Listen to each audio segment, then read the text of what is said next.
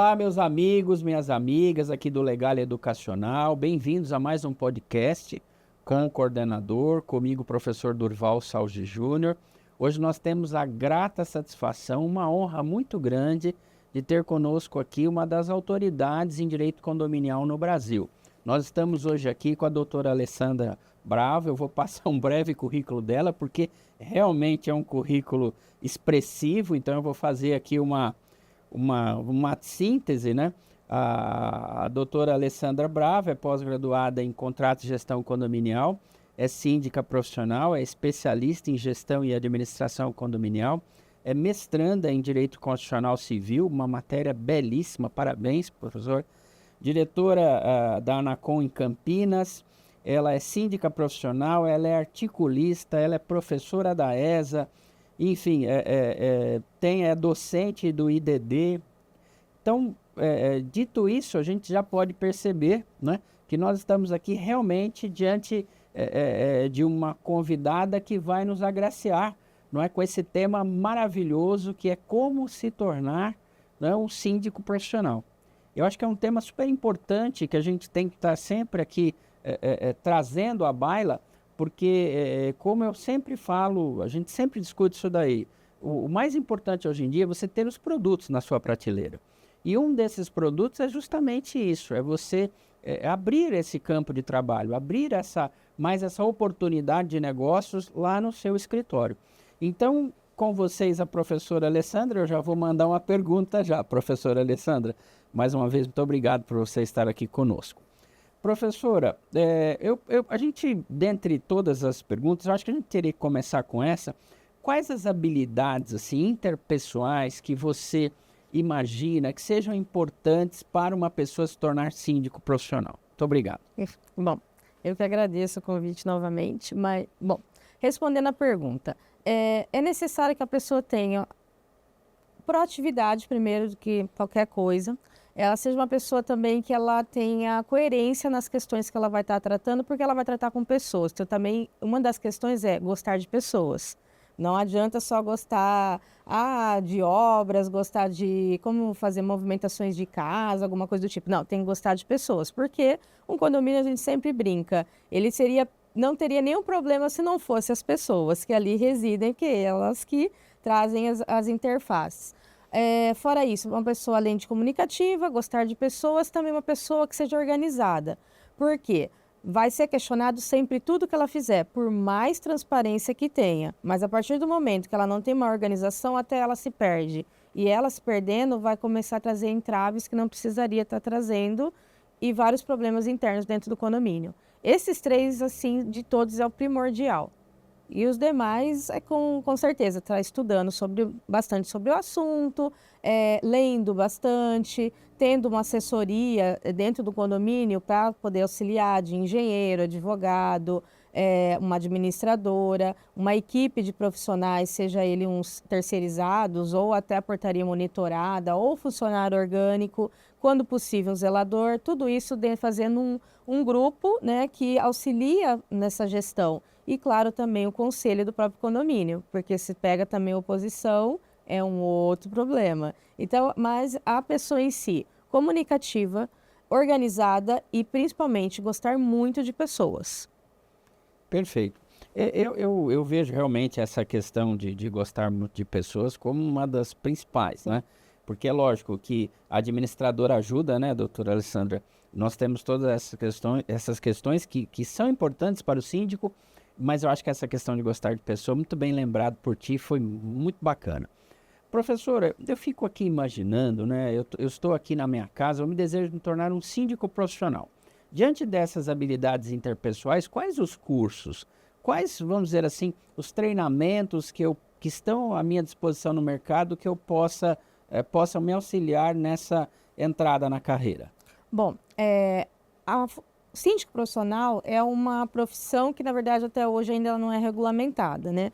Então, uma pessoa que nunca estudou nada sobre o assunto, nunca leu nenhum artigo ou a própria lei, né, que seria o Código Civil, ou a lei de 1964, que ainda está em vigência, no que o Código Civil não revogou, ela pode se tornar síndica, porque ela pode ser moradora do condomínio e ali também está entrando, como era antigamente, né? As pessoas que normalmente eram aposentadas se tornavam o síndico. Hoje não, hoje se tornou uma profissão. Mas como ela não é regulamentada, não existe ainda uma faculdade específica sobre o assunto ou até um tecnólogo, alguma coisa do tipo. Nós temos vários cursos no mercado, de uma infinidade, desde presencial quanto também online, que pode estar auxiliando. Mas, independente disso, é importantíssimo que o síndico ou a síndica que porventura queira trabalhar na área, tirando as questões pessoais que ela tem que ter, né, as características, ler muito sobre o assunto, participar de fóruns, a questão de estudar um pouquinho no sentido de ler o Código Civil na parte de condomínios, também a Lei de 64, que traz algumas obrigatoriedades, a própria convenção do condomínio, porque não adianta, cada condomínio tem a sua convenção, e aí que a gente começa a ver alguns probleminhas, que daí vai administrar com a convenção do outro e não, cada um tem a sua particularidade. E ter uma assessoria por trás para poder estar auxiliando. Perfeito. Assim, o que eu fico imaginando, né?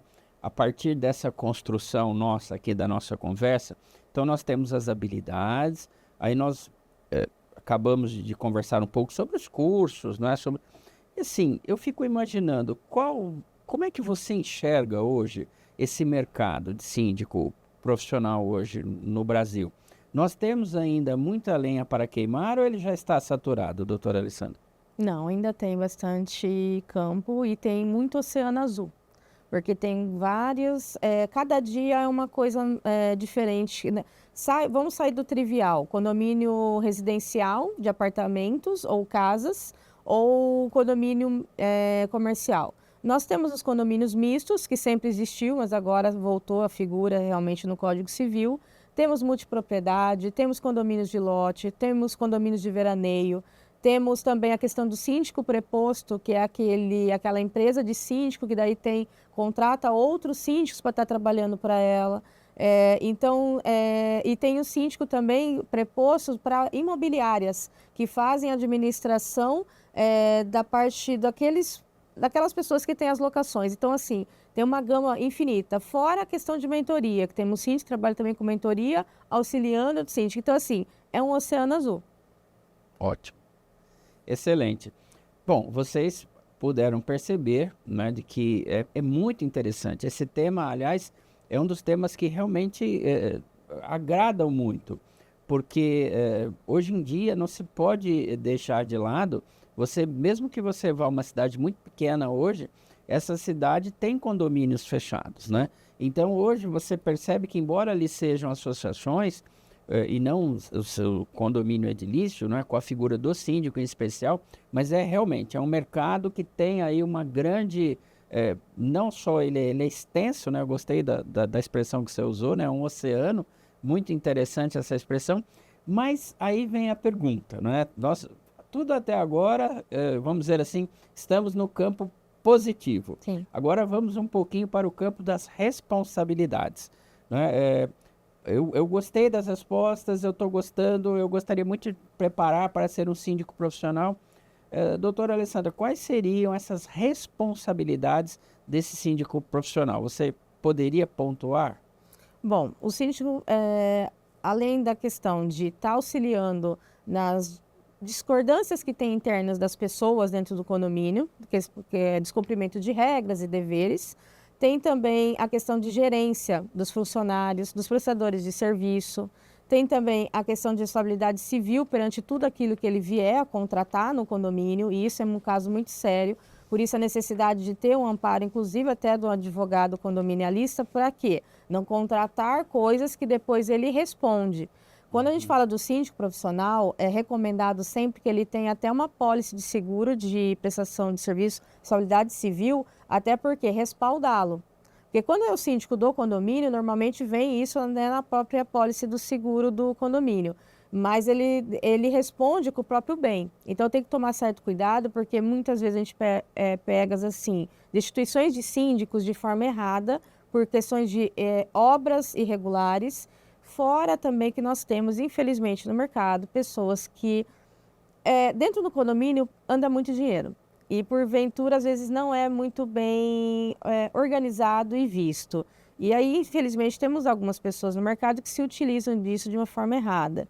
E aí tem também a responsabilidade criminal perante o que vier fazer com documentos que somem, desaparecem, ou até questões em atos de assembleia errada. Então, e tem também ainda a parte ambiental, que dependendo de onde está o condomínio, ele também responde por isso.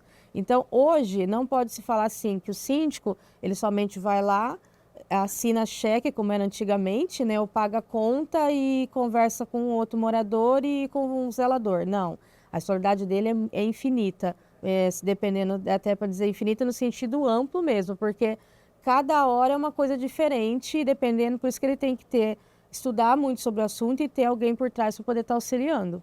Porque mesmo que ele seja feito um curso de ciência profissional, ele não vai conseguir saber tudo, assim como nós advogados não sabemos, os administradores não, é um auxiliando o outro. Perfeito. Eu tenho agora uma pergunta da minha curiosidade, que é a portaria digital. Isso daí é uma coisa que eu gostaria muito que você explicasse, porque assim, como eu sou uma pessoa mais da antiga, não é? Que ainda fiz, por exemplo, para entrar no Banespa, eu fiz prova de datilografia no concurso, não é? Então, quer dizer, já tem um tempinho aí que eu já estou na estrada. Mas é só perguntar, doutora Alessandra, que essas questões, elas estão, não é, chegando mesmo, não é, de forma definitiva. Eu tinha muita, vamos dizer assim, alguma resistência em relação a essa portaria digital, mas hoje, visitando alguns condomínios, inclusive o do meu filho, onde ele reside hoje, eu percebi que essa portaria digital ela é bem interessante. Você poderia nos explicar hoje quais seriam, por exemplo, as vantagens de uma portaria digital que você enxerga assim, também como síndica profissional, além de uma profissional do direito na área, que você enxerga, e se você vê também alguma dificuldade que existe, mas que pode ser contornada? Bom, ela veio né, para o nosso mercado e ela, vamos dizer, durante a pandemia, ela agora sedimentou. Se alguém tinha dúvida ou não, porque as pessoas não podiam sair para trabalhar, tal, então ficou tudo online. E ela trabalha dessa forma remotamente. Bom, nós temos vários tipos de portaria, no caso, uns chamam de monitorada, outros digital, outros virtual. Então, ela tem esses vários nomes. Todas fazem o quê? Monitoramento da portaria especificamente. Particularmente, eu entendo essa questão. Quando o condomínio é pequeno, cabe ser ela integral, porque são menos pessoas vivendo naquele local, é mais fácil, né, para poder estar fazendo gerência. Condomínios grandes, vamos colocar de mais de 50, 100, fica um pouco inviável colocar sem ter um porteiro físico, porque tem que receber correspondência, às vezes, porventura, tem que adentrar numa mudança, saída, recebimento de mercadoria. Então, embora nós hoje temos até os armários inteligentes que auxiliam nesse sentido, mas não é a mesma coisa, né, de ter alguém ali para, às vezes, o oficial de justiça, alguma coisa, uma pessoa física.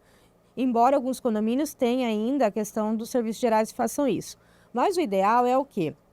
Se ela for integral, um condomínio menor, tem que ser amparada por questões tecnológicas de última geração para poder evitar algum problema, inclusive com no-break, caso acabe a energia. E também, nesse caso, a empresa dá uma assistência para ela estar enviando alguém quando tem essa queda de energia por um longo período, porque chega uma hora que o no-break não vai aguentar mais, e ter alguém ali para poder estar fazendo o serviço, seja uma abertura do portão manual, tanto do veículo quanto o portão de pedestre.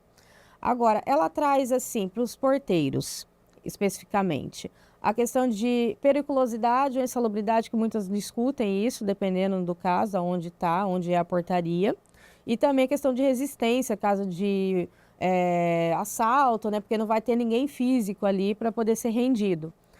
Só que ela traz também uma segurança no sentido de estar tudo monitorado, você tem entrada e saída, para pais, sabem, a entrada que o filho saiu, chegou, a hora que saiu, dá para estar averiguando também o perímetro da... O problema só é a lei de proteção de dados, né? A gente não pode liberar todas as câmeras, é somente a câmera de entrada para poder estar olhando quem está entrando e saindo. Então, ela trouxe um benefício também para custo, porque é diferente da pessoa física, né? Que a mão de obra ela tem um outro custo. A única questão que a gente até discute nos fóruns quando fala é que nós temos algumas portarias monitoradas que, porventura, uma pessoa que está ali na frente daquele monitor, ela cuida só de um condomínio, devido ao tamanho do condomínio. E aí isso nos geraria um vínculo, porque ela só cuida daquele condomínio, porque a ideia é ela cuidar de vários, né, no mesmo tempo. Então, é necessário você verificar a empresa que contrata, como que ela trabalha nesse sentido para evitar de um contrato que seria civil não virar um contrato trabalhista. Entendi. Esse é um detalhe muito interessante, bem citado até por sinal, professora, porque, lógico, nós estaremos, né, nos próximos blocos discutindo mais sobre esse assunto, mas realmente uma das coisas que nós temos, que eu acho que seria vamos dizer, um fator de risco dentro do condomínio edilício é justamente a questão da terceirização. Seja uma terceirização física dentro do próprio condomínio, seja uma terceirização digital, como é o caso das chamadas portarias virtuais. Então, essa resposta é muito interessante para que vejamos, né, o grau de extensão do assunto. Porque quando você fala em síndico profissional, você fala, olha, é uma coisa simples. Não é? Ele é simples, mas ele também traz junto, não é, com essa simplicidade, ele traz lá uma grande responsabilidade no tocante às várias inter-relações. Vocês viram a partir das respostas da doutora quais seriam essas intercorrências, né? Vamos dizer assim, toda essa trama de trabalho do síndico profissional necessário para que o condomínio tenha uma rigidez, né, pessoal, financeira e política, tá? Então nós vamos fazer um breve intervalo agora e nós já voltamos daqui a pouco para o segundo bloco do nosso podcast. Não saia daí que eu tenho perguntas interessantíssimas para fazer para a doutora Alessandra.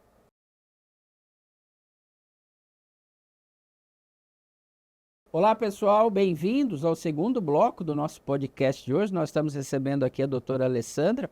O tema de hoje é como se tornar um síndico profissional.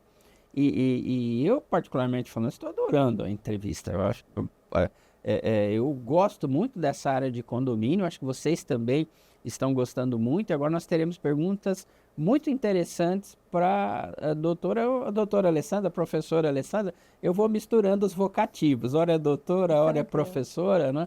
E eu gosto sempre de lembrar muito, né, que nós tivemos um governador do estado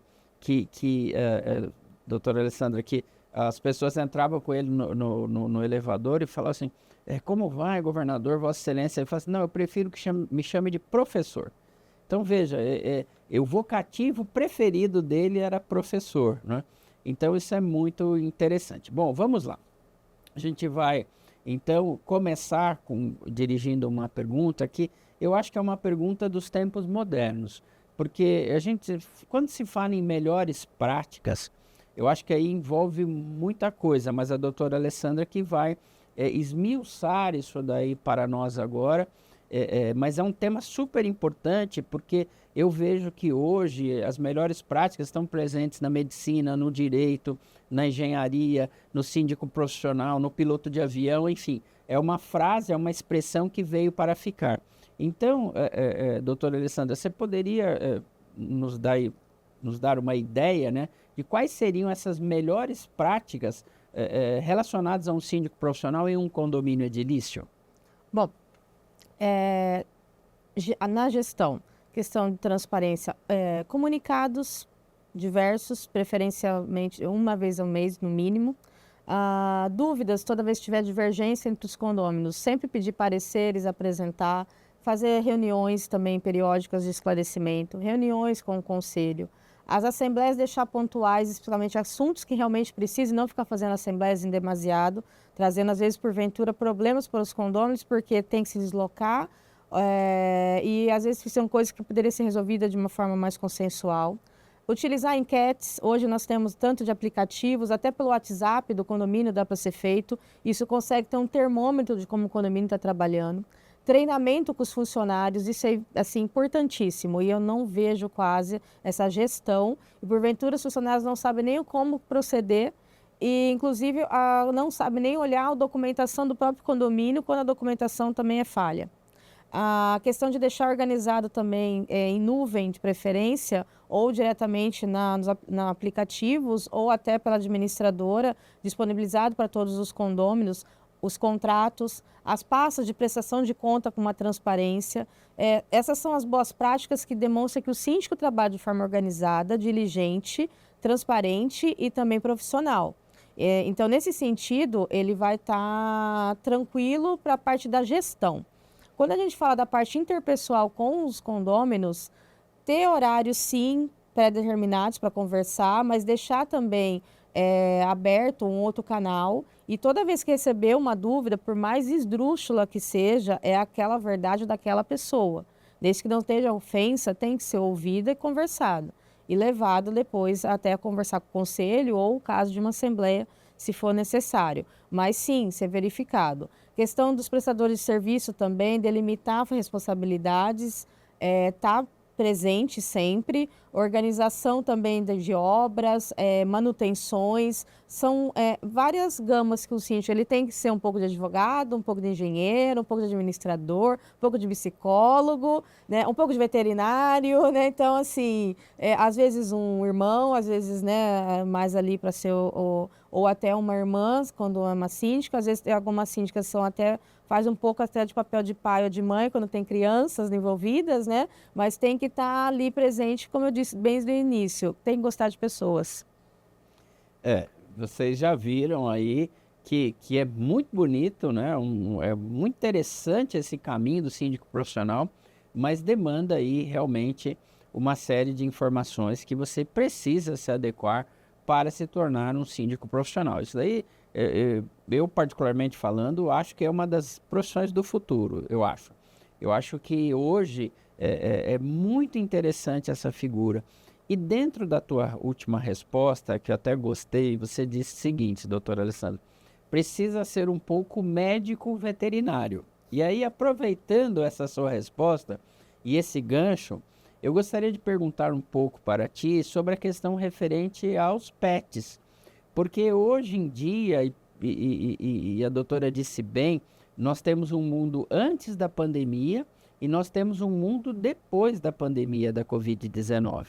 E eu me lembro bem que naquele período de pandemia nós tivemos assim uma grande, um crescimento muito grande de pets, não é?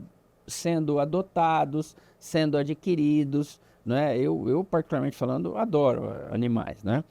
E lá em casa todos gostam. Tem até uma pet, eu sou vovô de uma pet, né? Então eu pergunto para a doutora Alessandra, né? Essa gestão, né, de animais dentro do condomínio, regimento interno, enfim, nos dê aqui vamos dizer assim, algumas orientações gerais sobre a questão de pets nos condomínios edilícios.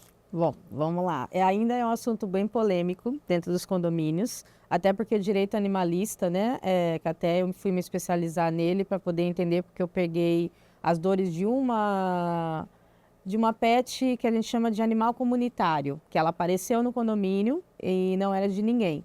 E o que acontece hoje? Tendo até nos animais comunitários, não podem ser proibidos dentro dos condomínios. O síndico tem que colocar o quê? Regras, até a questão de onde vai ser alimentado ou não, só que tem que regular de acordo com a lei de cada estado. É esse o nosso problema no nosso país. Cada estado tem a sua lei específica. Nós não temos ela direcionada numa lei federal.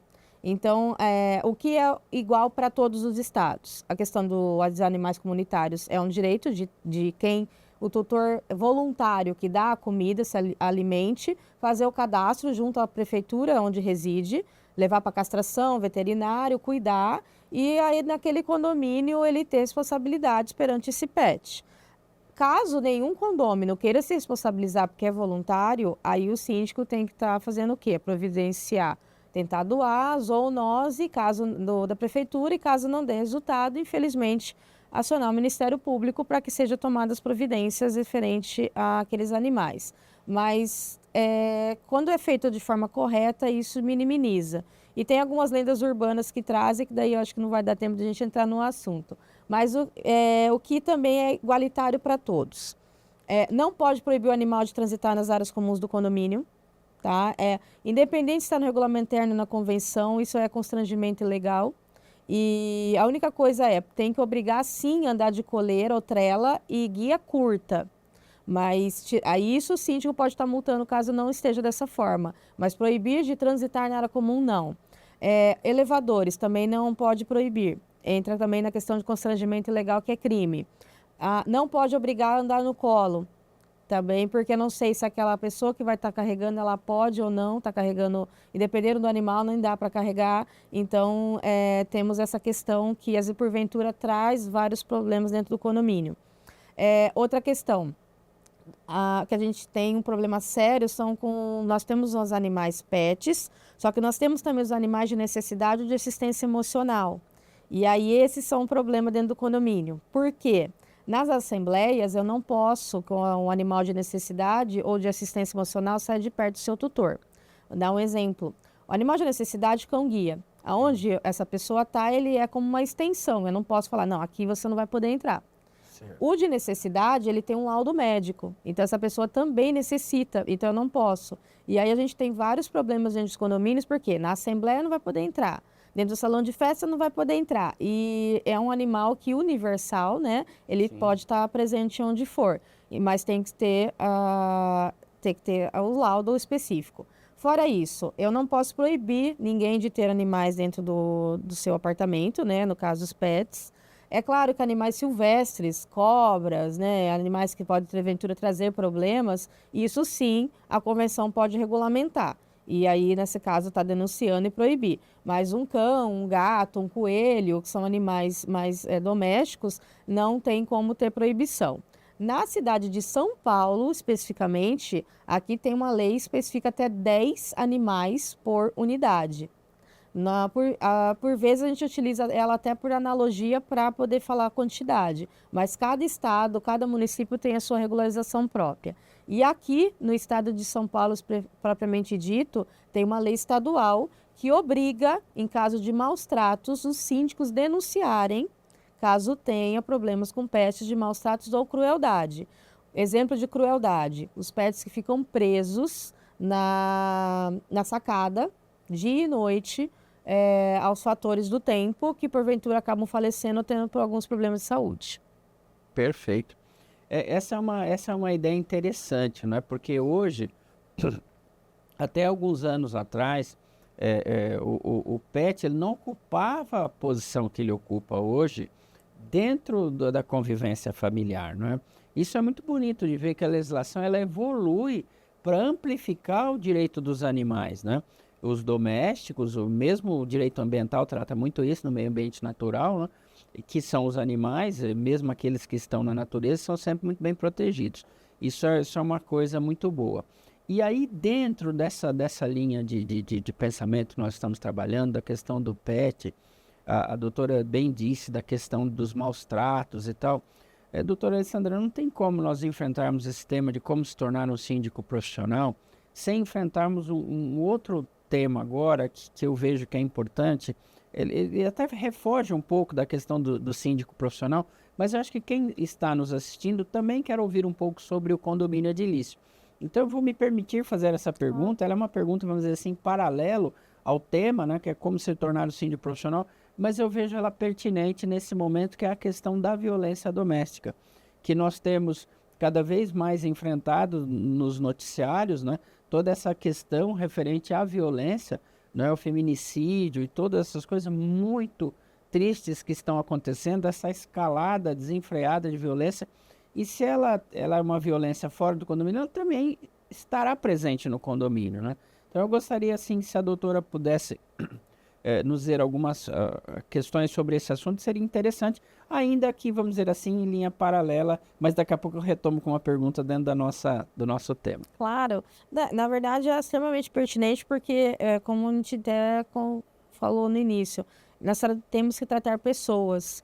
E os pets tratam querendo junto com as pessoas, e a questão da violência doméstica, infelizmente, também envolve pessoas que porventura acabam trazendo problemas dentro do condomínio das mais variadas espécies. Lembrando que a violência doméstica, ela não é necessariamente somente mulheres, nós também temos crianças, adolescentes, idosos, deficientes, ela também abrange.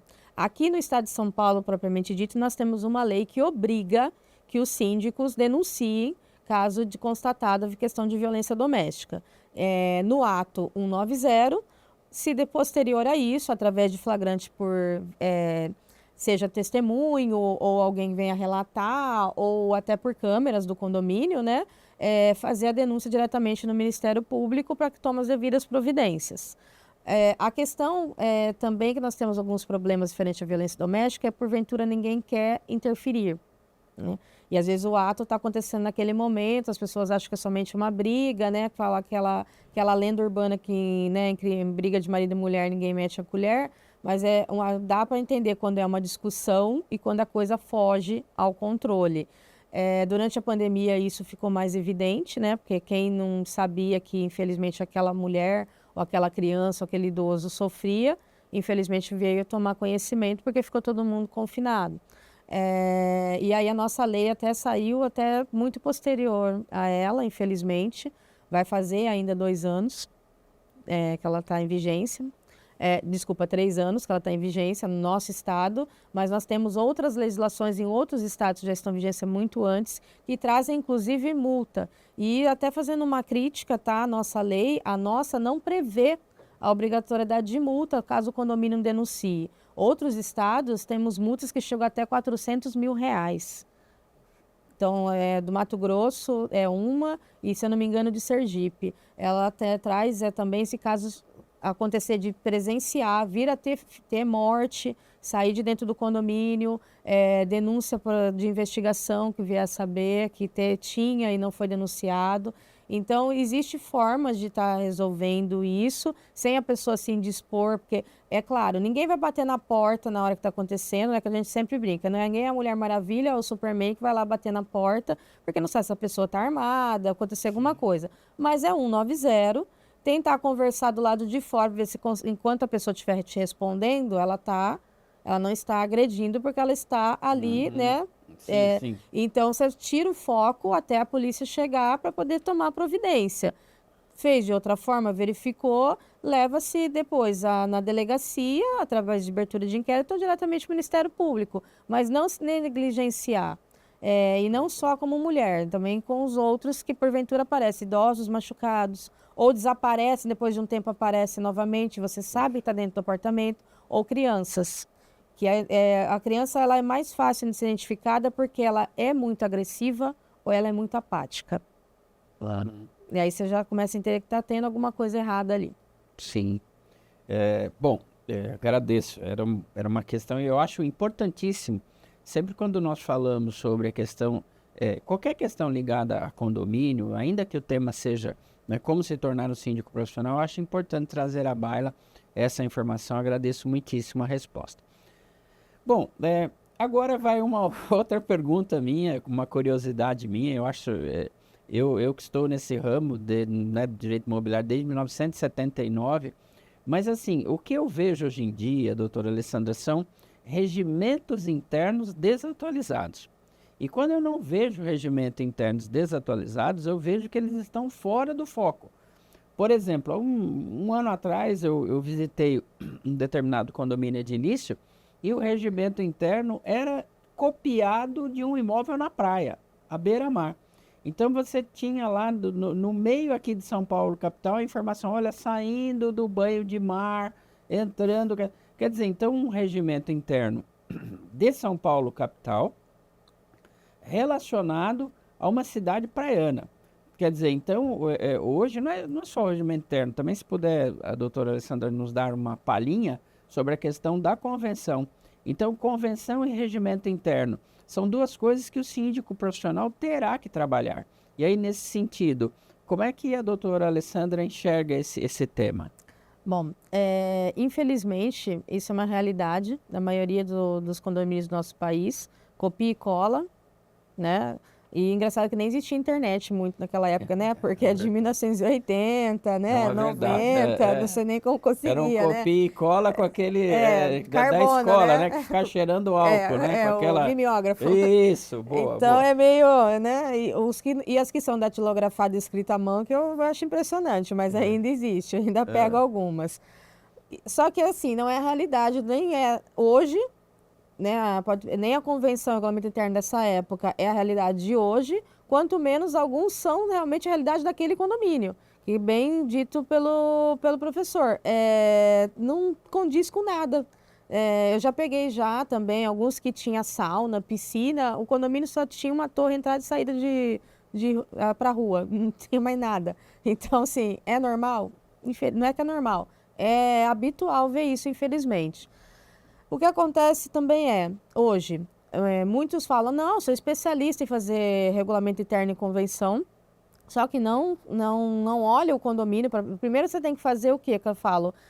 Até que a gente trabalha em compliance, chão de fábrica, tem que ir até o condomínio, tem que realmente verificar o condomínio, pontuar, tem piscina, tem sauna, tem quadra, e quantas quadras, tem sala de jogos, tem que pontuar, fazer a relação. Depois tem que bater também com os outros documentos e aí esmiuçar. E eu faço como? Eu faço reuniões com os moradores para tentar entender o que eles querem também. Porque tem coisas que eles querem que não é legal. Daí eu explico ali, ó, isso não pode, é contrário à lei e tal. Tem coisas que é a realidade deles, então vamos adequar. Sim. Mas não vamos fazer um regulamento interno de copia e cola, é um regulamento interno que não é daquele condomínio e a convenção a mesma coisa. Trazê-la mais enxuta, deixar os dia a dia mais para o regulamento interno e, de preferência, atualizá-la. Os condomínios que nós pegamos assim, que tem convenção da década de 80, 90 e até do início do ano 2000, já estão desatualizados totalmente. Então, assim possível, fazer atualização, só que agora a gente vai ter mudança do código também, né? Então, vamos esperar para o ano que vem para poder já estar fazendo isso. Já o regulamento interno é mais fácil de estar fazendo, né? Tá resolvendo do que até a convenção, que tem mais burocracia. E a cada 10 anos, 5 anos, também fazer essas atualizações. E, é claro, também você pode estar fazendo direto pelas assembleias e estar arrumando algumas pequenas coisinhas. Mas não deixar e nem pegar de modelos de internet. E o síndico, principalmente, do regulamento interno, propriamente dito, participar das reuniões e verificar se realmente auxiliar quando está fazendo, porque é uma das funções dele, porque ele vai precisar daquele documento depois para trabalhar, para poder chegar nos condomínios que você pode, você não pode, direito, dever, isso aqui tá, isso ou aquilo. Só que nem ele, olha, às vezes nunca pegou o documento. E uma das dicas também, quando a pessoa vai entrar num condomínio, antes dela fosse candidata, peça o regulamento interno e a convenção, para ver se aquele condomínio não tem alguma particularidade, ou até ele já trazer, olha, vocês têm isso aqui, mas não existe. Ou isso aqui deveria ter e não tem. E aí, para poder estar trabalhando da melhor forma. Perfeito. Bem, nós vamos encerrar esse segundo bloco e nós voltamos daqui a pouco. Você não sai daí, porque uma das perguntas a primeira pergunta, na realidade, que eu vou fazer para a doutora Alessandra no próximo bloco é: dá para viver como síndico profissional, financeiramente falando? Não é remuneração, enfim. Então nós vamos, é a próxima pergunta nossa. Então não saia daí que nós já voltamos daqui a pouco.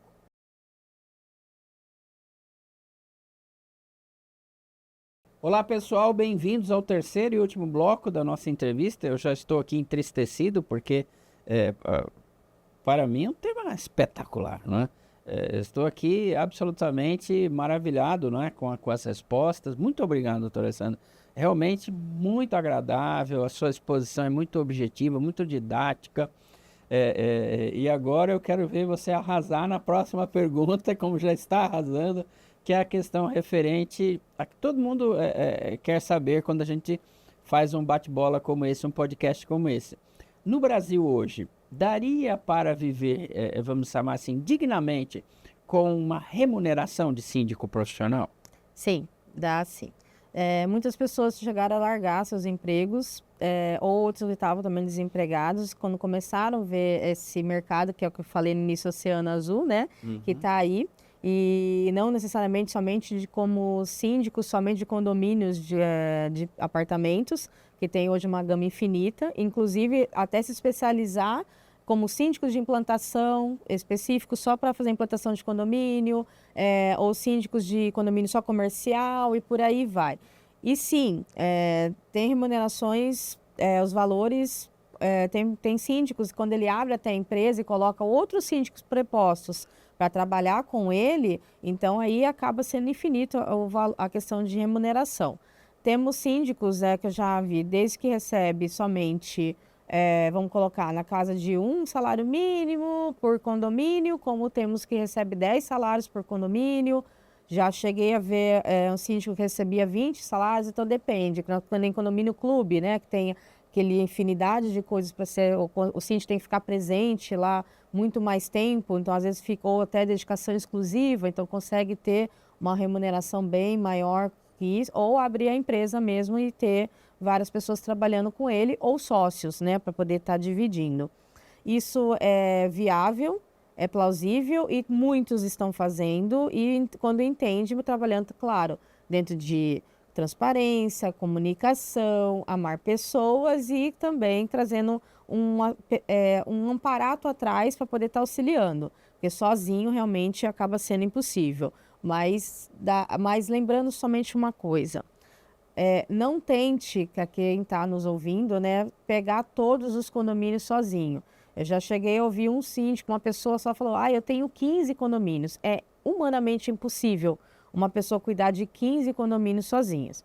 A não ser que sejam todos condomínios comerciais que não moram ninguém dentro desses condomínios, é só o esqueleto, porque tem pessoas, tem funcionários, tem as coisas intempéries do tempo, tem problemas de manutenção, então não tem, é impossível, tem que ter um ajudante ou alguém, ou uma equipe. Não, e sozinho, até 5 condomínios ainda é saudável, mas também depende do tamanho e o tipo de condomínio. Então tem que ser analisado caso a caso.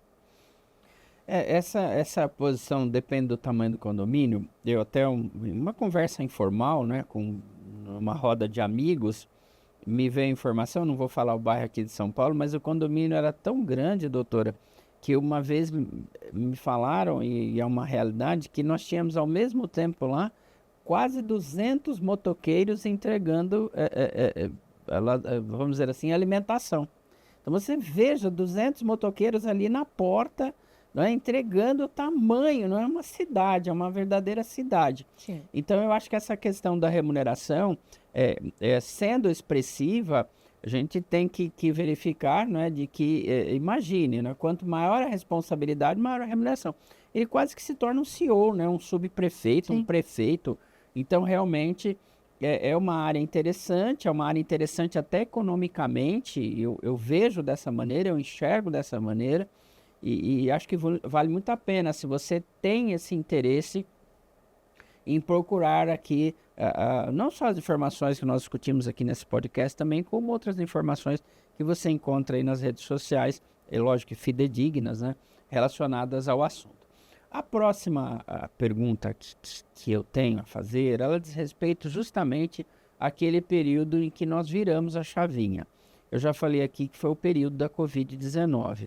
Né? Esse período ele virou a chavinha para a educação, não é? Ele virou a chavinha para a questão do direito do trabalho, que é a questão do home office, né? E ele virou a chavinha também para a questão do condomínio edilício, no que discutíamos anteriormente, como as assembleias, que hoje é a assembleia virtual. Eu lembro bem, a doutora Alessandra também, né, de que nós tínhamos vários e vários vídeos nessas redes sociais, né, de reuniões condominiais em que até cadeira voava. Eu lembro que tinha um videozinho, né, de uma pessoa jogando a cadeira na outra. Realmente era bem animado mesmo as assembleias, chamadas assembleias físicas ou presenciais. E hoje nós temos a possibilidade da assembleia virtual, inclusive na questão da chamada votação aberta, né, votação permanente, que não é tão permanente assim, ele tem um limitador de tempo. Mas assim, nesses casos específicos, doutora Alessandra, em que o síndico profissional ele não está presente presencialmente, e ali ele pilota, ele comanda essa assembleia virtual, Você acha assim que esse também é meio que um futuro do síndico? Ele tem lá a questão virtual como um pedaço da administração dele? Ou seja, as câmeras mesmo lá pelo condomínio todo e na assembleia virtual essa possibilidade dele não estar presente fisicamente? Tanto nas assembleias quanto até na gestão. Eu tenho síndicos que às vezes vai num condomínio de 15 em 15 dias, porque ele consegue ter todo o aparato dele, reuniões com condôminos, reuniões com conselho, faz tudo online. Então, realmente, a internet, a pandemia nos trouxe assim, um avanço tecnológico nessa parte, né, que coisa que onde já se viu trabalhar em casa, né, é o que é uma realidade hoje presente e muitos nem voltaram. E muitos síndicos se adaptaram super bem e continuam tratando dessa forma. Inclusive, alguns, dependendo até dos assuntos, é a assembleia virtual. Não, já nem faz a presencial, e até porque na virtual nós temos maior presença de condôminos. Na presencial, infelizmente, muitos não descem, até por causa dessas brigas, né? Ou porventura acontece de caso do horário, ou está trabalhando ainda, ou está num caminho, ou está numa viagem, mas gostaria de participar. Mas por não estar presente, né, não consegue estar participando ali na hora das questões do condomínio. Mas no virtual, ótimo, consegue estar participando sem problema nenhum. E nós temos ainda também a híbrida, né? Embora a híbrida em alguns locais ainda está se fazendo de forma errada, mas ela também é bem viável. Principalmente para condomínios que nós temos uma grande parcela da população idosa, que eles não querem, alguns não querem mesmo mexer na tecnologia, eles preferem o presencial, e aí os demais ficam no online, daí a híbrida casa bem. Mas eu não vou falar que eu tenho condomínio com a mais novinha tem 88, tenho de 95, totalmente digital, virtual. O problema só é terminar a assembleia, mas funciona perfeitamente. Perfeito. Eu acho que o futuro é muito interessante, né? Ele é um futuro realmente de pouco deslocamento, eu vejo assim, né? E de muita presença no lar, né? Então, esse lar que precisa de estar confortável o suficiente para acomodar, né? Porque hoje o lar também é híbrido, né? Ele é lar, ele é escritório, ele, enfim. Então, é muito interessante sobre esse aspecto. Eu vou resgatar uma parte da nossa conversa, doutora Alessandra, lá no comecinho, em que você disse sobre a questão das relações interpessoais do síndico profissional. E aí, quando se fala em relações interpessoais, é lógico que a nossa cabeça, pelo menos a minha, né, como operador do direito, ela vai diretamente para a desavença, ela vai diretamente para o conflito, não só entre o síndico e a pessoa, o condômino, mas como o síndico e o funcionário, como em relação a dois moradores, a dois condôminos, né, que têm lá suas rixas, têm as suas desavenças, e o síndico, em linhas gerais, tendo que acaba até que meio que ser ali um árbitro, vamos chamar assim.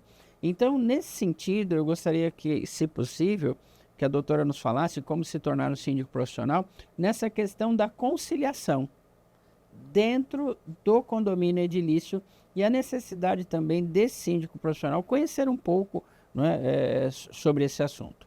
Bom, quando eu citei que gostar de pessoas, é no sentido, querendo ou não, ligado a conciliar. Sim. Né? Porque, querendo ou não, as pessoas, cada um ali tem o seu pensamento, a sua criação, as suas divergências, a sua convicção. E é difícil dentro de um condomínio porque cada um é de uma forma e tentar conciliar do melhor jeito. Entretanto, porventura, a gente tem, às vezes, divergências, desde as pequenas coisinhas até coisas mais sérias. Então, a função do síndico realmente é sempre tentar apaziguar e não colocar, como se diz, mais lenha na fogueira, né? Que tem, infelizmente, algumas pessoas que levam para esse lado. Filtrar, normalmente, tudo que escuta. Temos vários cursos específicos na área até que auxiliam o síndico para poder trazer essa parte dessa conciliação. Mas quando a coisa é muito mais séria ou envolve até a pessoa do síndico, se aconselha que ele trate isso diretamente com um conciliador profissional, para poder sair da figura da pessoa síndico ou síndica, para poder tratar aquilo da melhor forma possível. Mas muitos ruídos de comunicação ou até comunicação violenta, como nós chamamos da mediação, ela ocorre por uma notificação errada, por uma advertência feita de forma errada, por não verificar os documentos específicos do condomínio, regulamento interno e convenção, ou por eles estarem totalmente irregulares, ou não se atentar a pequenas decisões de assembleia, ou não se atentar também àquela comunidade.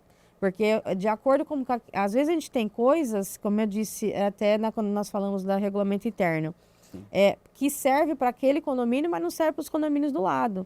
Então, para aquele condomínio é daquela forma, e todos entendem. Então, o síndico também tem que estar esse olhar atento, evitando esses possíveis problemas. E, de preferência, começou o ruído, já eliminá-lo de imediato. Porque aí vira uma espiral, e aí quando vê, não sabe onde começou. É aquele velho ditado chinês, né? Salvo engano, era chinês. Quer dizer, não, alimentar um problema é aumentar o tamanho dele 1000 vezes. Então, você fica dando de papá para um problema que é pequenininho, daqui a pouco esse problema está do tamanho do professor Durval, né? Está gordinho, né? Então, tem esse detalhe. Eu tenho aqui mais uma pergunta, até para a gente já ir assim, partindo aqui para os finalmente do nosso podcast, que é a questão referente ao chamado síndico 24 horas, que é o síndico morador, né?